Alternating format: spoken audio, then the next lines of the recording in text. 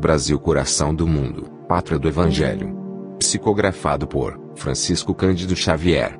Ditado pelo Espírito Humberto de Campos. Capítulo 23. A obra de Ismael. O grande movimento preparatório do Espiritismo em todo o mundo tinha, no Brasil, a sua repercussão, como era natural. Por volta de 1840, ao influxo das falanges de Ismael, chegavam dois médicos humanitários ao Brasil. Eram Bento Muri e Vicente Martins, que fariam da medicina homeopática verdadeiro apostolado. Muito antes da codificação kardeciana, conheciam ambos os transes mediúnicos e o elevado alcance da aplicação do magnetismo espiritual. Introduziram vários serviços de beneficência no Brasil e traziam por lema, dentro da sua maravilhosa intuição, a mesma inscrição divina da bandeira de Ismael: Deus, Cristo e caridade. Indescritível foi o devotamento de ambos à coletividade brasileira, a qual se haviam incorporado, sob os altos desígnios do mundo espiritual. Nas suas luminosas pegadas, seguiram, mais tarde, outros pioneiros da homeopatia e do espiritismo, na pátria do Evangelho. Foram eles, os médicos homeópatas, que iniciaram aqui os passes magnéticos, como imediato auxílio das curas. Hahnemann conhecia a fonte infinita de recursos do magnetismo espiritual e recomendava esses processos psicoterápicos aos seus seguidores. Os primeiros fenômenos de Desville, na América do Norte, em 1848, não passaram despercebidos à corte do Segundo Reinado.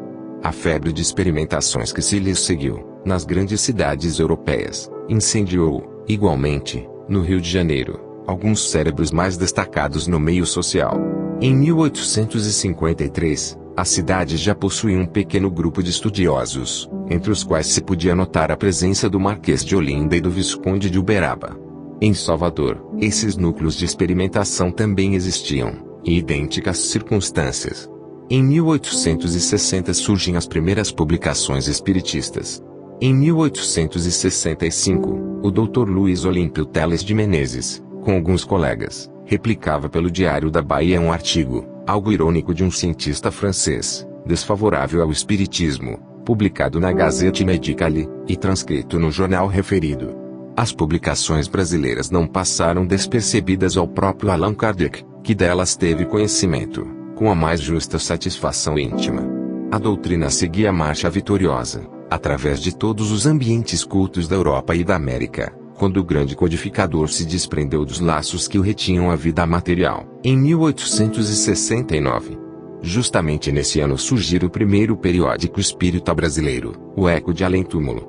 O desaparecimento do mestre deixara algo desorientado o campo geral da doutrina e organização. Em Paris, como nos grandes centros mundiais, quiseram inutilmente substituir-lhe a autoridade. As falanges de Ismael estavam vigilantes. Sugeriram aos espiritistas brasileiros a necessidade de criar, no Rio, um núcleo central das atividades, que ficasse como o órgão orientador de todos os movimentos da doutrina no Brasil.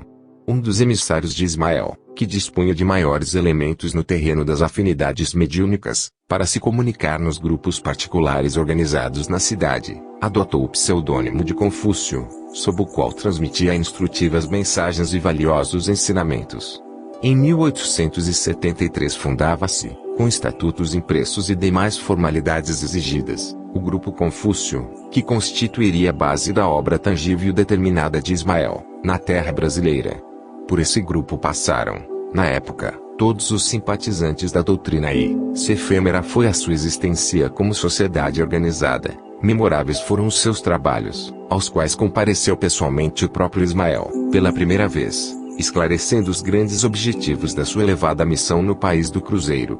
Nem todos os espiritistas modernos conhecem o fecundo labor daqueles humildes arroteadores dos terrenos inférteis da sociedade humana. A realidade é que eles lutaram denodadamente contra a opinião hostil do tempo, contra o anatema, o insulto e o ridículo e, sobretudo, contra as ondas reacionárias das trevas do mundo invisível, para levantarem bem alto a bandeira de Ismael, como manancial de luz para todos os espíritos e de conforto para todos os corações.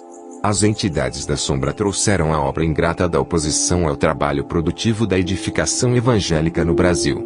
Bem sabemos que, Assim como Aquiles possuía um ponto vulnerável no seu calcanhar, o homem em si, pela sua vaidade e fraqueza, também tem um ponto vulnerável em todos os escaninhos da sua personalidade espiritual, e os seres das trevas, se não conseguiram vencer totalmente os trabalhadores, conseguiram desuni-los no plano dos seus serviços à grande causa.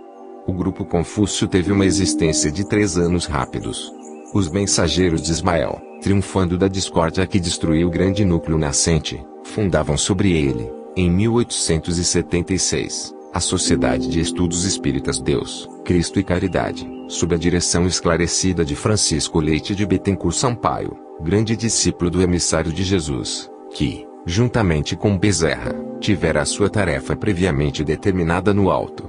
A ele se reuniu Antônio Luiz Saião, em 1878, para as grandes vitórias do Evangelho nas terras do Cruzeiro. O trabalho maléfico das trevas, no plano invisível, é arrojado e perseverante. No seio desse arredio de almas humildes e simples, esclarecidas à luz dos princípios cristãos, onde militavam espíritas lúcidos e sábios como Bittencourt Sampaio, que abandonara os fulgores enganosos da sua elevada posição na literatura e na política para se apegar às claridades do ideal cristão, as entidades tenebrosas conseguem encontrar um médium, pronto para a dolorosa tarefa de fomentar a desarmonia e, estabelecida de novo a discórdia, os mensageiros de Ismael reorganizam as energias existentes, para fundarem, em 1880, a Sociedade Espírita Fraternidade, com a qual se carregava em triunfo o bendito lema do suave estandarte do emissário do Divino Mestre. Em 1883, Augusto Elias da Silva, na sua posição humilde, lançava o Reformador, coadjuvado por alguns companheiros e com o apoio das hostes invisíveis. As mesmas reuniões do grupo humilde de Antônio Saião e Bittencourt Sampaio continuam. Uma pleiade de médiuns curadores, notáveis pela abnegação, iniciam, no Rio, o seu penoso apostolado. Elias da Silva e seus companheiros notam, entretanto, que a situação se ia tornando difícil com as polêmicas esterilizadoras. A esse tempo, os emissários do alto prescrevem categoricamente aos seus camaradas do mundo tangível: chamem agora Bezerra de Menezes ao seu apostolado. Elias bate, então, a porta generosa do mestre venerável, o que não era preciso, porque seu grande coração já se encontrava a postos, no sagrado serviço da seara de Jesus, na face da terra. Bezerra de Menezes traz consigo a palma da harmonia, serenando todos os conflitos. Estabelece a prudência e a discrição entre os temperamentos mais veementes e combativos. A obra de Ismael, no que se referia às luzes sublimes do Consolador, estava definitivamente instalada na pátria do Cruzeiro, apesar da precariedade do concurso dos homens.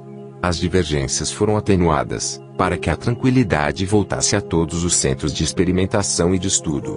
Os operários espalhavam-se pelo Rio, cada qual com a sua ferramenta, dentro do grande plano da unificação e da paz, nos ambientes da doutrina, plano esse que eles conseguiram relativamente realizar, mais tarde, organizando o aparelho central de suas diretrizes, que se consolidaria com a Federação Espírita Brasileira, onde seria localizada a sede diretora, no plano tangível, dos trabalhos da obra de Ismael no Brasil.